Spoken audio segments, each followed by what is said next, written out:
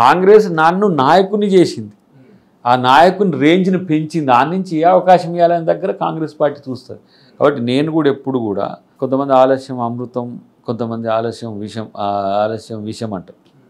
ఆలస్యం కాదు, ఓపిక సహనం అనేది లైఫ్లో ఎప్పటికి కూడా అవసరం. ఇది వేదాంతం లెక్క కనపడుతుంది, కానీ నా ఆవేశం వెనుక కూడా ఆలోచన ఉంటుంది ఎప్పుడు కూడా. ఇప్పుడు ఏ కోపం వెనుక కూడా ఏమంటారు అనవసరమైన ఆవేశం ఉండదు.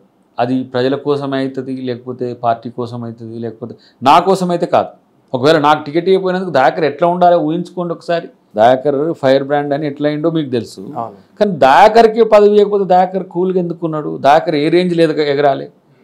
ఒకవేళ దయాకర్కి ఏం అవకాశం రాకపోతే కూడా దయాకర్లో ఏం కోపం రావాలి? రాదు.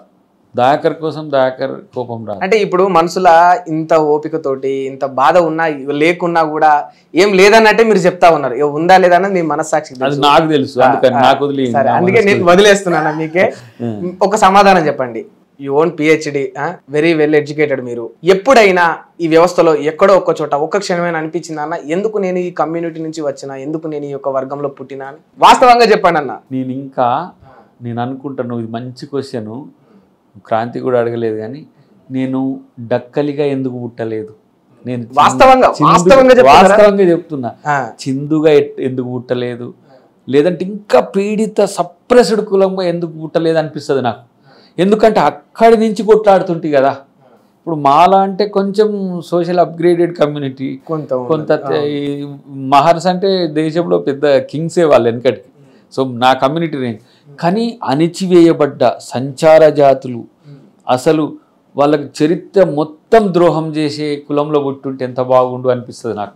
మీరు అట్లా భావిస్తున్నారు, కానీ మీరు అంటే కింగ్స్ అనే ఒక అంటే ఆ స్థాయిలో ఉన్న మాలా కమ్యూనిటీలో పుడితేనే మిమ్మల్ని ఇంత అణిచివేస్తే, మరి నిజంగా మీరు అన్నట్టు ఈ డక్కలి సింధు ఈ కమ్యూనిటీలో పుట్టుంటే ఇప్పుడు నిజంగా అద్దంకి దయాకర్ అన్న ఇంకేడు ఉంటుంటే అన్న.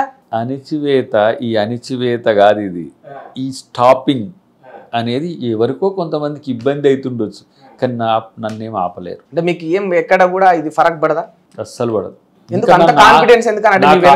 నా మీద నాకున్న కాన్ఫిడెన్స్, నేను ఎవరి కోసమో దేనికోసమో నేను రాజకీయాల్లోకో నా జీవితం దేనికోసం పెట్టడానికి రాలే. నా జీవితం ప్రజల కోసం అనుకున్నప్పుడు, ప్రజలంటే విశాల ప్రపంచం, ఏ ద్వారానైనా వాళ్ళకి సర్వీస్ చేయొచ్చు. కాబట్టి ఆ లిమిటెడ్గా ఉండేటోనికి అది రాకపోతే అప్పటికి అది సమస్య. కానీ నా ఆలోచనలు చాలా ఎంత బ్రాడ్ పర్స్పెక్టివ్ ఉంటో మీరు భవిష్యత్తులో చూస్తారు. అంటే నాకు ఒక సందేహం ఉంది. అంటే వాస్తవంగా మీరు చెప్పండి, నిజం చెప్పాలన్నమాట. చెప్పాలి.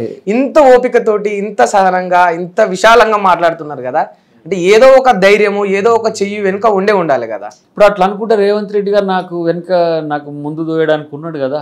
నాకేం పెద్ద అసలు ఆయన సీఎం అయిన తర్వాత నేనేం పెద్దగా నా బుర్రను వాడాల్సిన పని లేదు. నేను మొన్న ఈ మధ్య కలిసినప్పుడు కూడా వారు అన్నారు, కొంతమంది అప్పుడప్పుడు అట్లా అన్నప్పుడు కొంత బాధ అనిపిస్తుంది దయాకర్, నువ్వు ఫీల్ కావద్దంటే నేను చెప్పిన, నువ్వు ఎప్పుడైనా నిర్ణయం తీసుకో, ఎప్పుడు ఏ అవకాశం నాకు ఇస్తే మంచిది అనుకుంటే అది ఇవ్వండి, అంతేగాని దయాకర్ను ఫ్యాక్టర్గా పెట్టుకొని మీరు ఆలోచించకండి అని చెప్పిన నేను. అది మీరు సీఎం గారిని అడిగినా అట్టనే ఉండాలి. నిజంగా మీరు చెప్పిరా అట్లా? అది నేను ఇప్పుడు మీడియా అడ్రస్తో చెప్తున్నా, ఊరికనే ఏదో ఇన్ కెమెరా చెప్తున్నా కదా, అవుట్ కెమెరా కూడా కాదు కదా. సో వారికి చెప్పడమే కాదు, ఇంకా నేను నా ఉద్దేశాలు లక్ష్యాలు కూడా గతంలో మేము పంచుకున్నాం కాబట్టి ఆయన కూడా నా మీద కాన్ఫిడెన్స్. దయాకర్ ఎట్టి పరిస్థితుల్లో పార్టీకి ఇబ్బంది సృష్టించడు, నాకు చేయడానికి ఒక కాన్ఫిడెన్స్ తనకు ఉంటుంది. నేనేమంటున్నా, అసలు ఇవ్వకపోయినా సమస్య లేదని అనుకున్నప్పుడు, ఇవి ఏది ఇస్తే ఏంది అంటారు, ఏది 28 వరకు కూడా ఏది ఇవ్వకపోయినా నష్టం లేదు అనుకున్నప్పుడు, పదవుల కోసం నేను ఏదో అలిగినట్టు, మొన్న నేను అదే మూవీ కొరకు అని చెప్పి చెన్నై పోయినా ఏదో దాని కొరకు. ఆ రోజు నేను రానందుకు మన మీడియా మిత్రులు మొత్తం దయాకర్ అలక తీవ్ర అసంతృప్తి, ఏదో కంటోన్మెంట్ ఇవ్వనందుకు అన్ని ఇప్పుడు పెట్టింది. మళ్ళీ ఊరికి రావాల్సి వచ్చింది మళ్ళీ వెంటనే. సో నేను ఎప్పుడు పార్టీకి భారం కాకూడదు. పార్టీ నన్ను ఒక మంచి నాయకుని లెక్క చూస్తున్నది. వ్యక్తుల వ్యతిరేకత అనేది అసలు పార్టీ ఇష్యూగా చూడొద్దు మనం. ఎవరో వ్యక్తి నిన్ను వ్యతిరేకించిండు అనుకోండి, ఆ వ్యక్తి మరి వ్యతిరేక పార్టీలో ఉన్న వ్యక్తులే సరిగ్గా లేకపోతే ఇక ప్రజలకు మీరు ఎట్లా న్యాయం చేస్తారు? ఐక్యత లేకపోతే ఎక్కడైనా ప్రజలకు న్యాయం చేస్తానికి పార్టీలో పదవి లేకపోతే ప్రభుత్వంలో పదవి అక్కర్లేదు బ్రదర్. పదవి అక్కర్లేకపోయి ఉండొచ్చు, కానీ నేనేమంటున్నా అంటే సరైన వ్యక్తికి సరైన టైంలో సరైన పదవి ఇవ్వకపోతే ఈ జనాలు ఒక సరైన నాయకుడిని సరైన పాలనను కోల్పోతారు కదా. అక్కడే సరైన సమయం కొరకు ఎదురు చూస్తున్నాడు ముఖ్యమంత్రి గారు. ఇంకా సమయం రాలేదా? అది వస్తుంది. సో మంచి ముహూర్తం రావాలంటే చూడు, ఇప్పుడు ముహూర్తాలు అయిపోయినాక మళ్ళీ ఎప్పుడు రావాలి పెళ్లిళ్ళు చేసేది అంటే మన జాతకాలకి ఇట్లా చూసుకుంటారా కాంగ్రెస్ పార్టీలో? అట్లేముండదు. ఇప్పుడు ఎగ్జాంపుల్ చెప్తున్నా, పవర్లో లేని నేను, కానీ ఐ మీన్ పవర్ జోన్. ఇప్పుడు ఎందుకు మన దగ్గరికి వచ్చి ఇప్పుడు ఎవరైతే సమస్యలు ఉన్నారో నా దగ్గరకు వచ్చి చెప్తే అయితేనే ఉంటాయి కదా, జెన్యూన్ ఇష్యూస్ అయితే. మరి పైరవీలు లేకపోతే అక్రమాలు అట్లాంటివి అంటే మనమే చేయము. కానీ ఇప్పుడు ఏదైనా సమస్య ఉంది, నేనే ఎమ్మెల్యేనో నేనే మంత్రినో కావాల్సిన అవసరం లేదు. అవసరమైతే ముఖ్యమంత్రి స్థాయి వరకు కూడా ఆ అంశాన్ని తీసుకుపోయి పరిష్కరించే అవకాశం ఉంది కదా. నాకు ఇంకా త్యాగంతో అదొక ఎక్కువ పాస్పోర్ట్ వచ్చినట్టు. అది ఎవరైనా సరే కొంచెం గౌరవంగా పని చేస్తారు, ఆ పనిని ప్రజలకు ఉపయోగపడే విధంగా చేస్తారు. రేపు నేను అధికారంలోకి వచ్చినప్పుడు మరింత మెరుగైన సేవ అందించవచ్చు, పెద్ద సమస్య కాదు. సరే, నాకు వ్యక్తిగతంగా ఒక సందేహం ఉందన్న. మీరు ఇంత కష్టపడతారు, మీకు ఈ రాష్ట్రంలో ఎవరు అవునన్నా కాదన్నా కూడా మీకు ప్రత్యేకమైన ఒక గుర్తింపు ఉన్నది, ఒక మంచి పేరు కూడా ఉన్నది. సరే, విమర్శలు ఉన్నప్పటికీ కూడా మీకంటూ ఒక మంచి పేరు కూడా ఉన్నది. మరి ఇటువంటి పేరు గాంచిన అద్దంకి దయాకర్ అన్న ఎందుకు 2 సార్లు టికెట్ ఇచ్చినా కూడా ఓడిపోయాడు? టికెట్ ఇప్పుడు పోయినసారి అయితే నేను కథలు చెప్పిన, ఇప్పుడు నా యూట్యూబ్లలో చూస్తే వస్తాయి. ఇప్పటికీ my case in high court pending.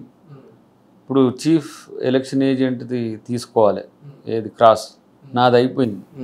నేనే అడుగుతున్నా, వాళ్ళని అడుగుతున్నా, మిమ్మల్ని అడుగుతున్నా, 1050 ఓట్లు ఎట్లా తేడా వచ్చి నేను ఎందుకు ఓడిపోయినా చెప్పని. అసలు ఎవరు ఓట్లు వేసిన వాళ్ళు కరెక్టే ఉన్నాయి, పడ్డ మిషన్లు కరెక్ట్గానే ఉన్నాయి, మరి నేను ఓడిపోయినా. ఎట్లా ఓడిపోయినా చెప్పమంటున్నా. ఇప్పుడు న్యాయ వ్యవస్థ ముందు అది ఏం చెప్తుందో చూడాలి. గ్యాంబ్లింగ్ జరిగిందంటారు. 1050 తేడా ఎట్లా వస్తుంది మాదిరి? ఇప్పుడు నీకాడ 100 ఓట్లు ఉన్నాయి, మీ ఊర్లో 110 ఓట్లు పడతాయా?